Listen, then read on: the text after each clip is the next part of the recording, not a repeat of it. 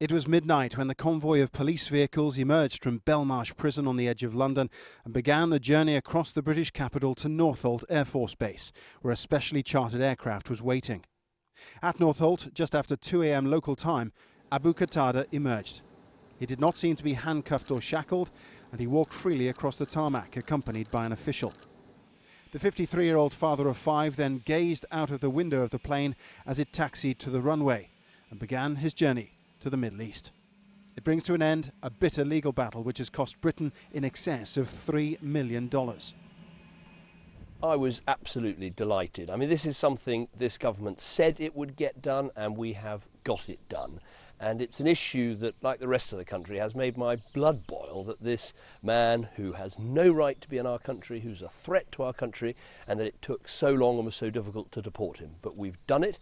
He's back in Jordan. That's excellent news. Abu Qatada was once described as the spiritual leader of Al Qaeda in Europe and arrived in Britain in 1993 with his family.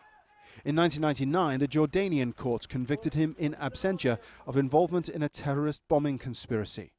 But attempts by the British authorities to deport him back to Jordan were repeatedly frustrated by the law courts. Again and again, the British government's attempts to expel Abu Qatada were thwarted by the judges sitting here at the Royal Courts of Justice in central London, the central sticking point whether Abu Qatada could get a fair trial in Jordan, given that the evidence against him had been obtained through torture.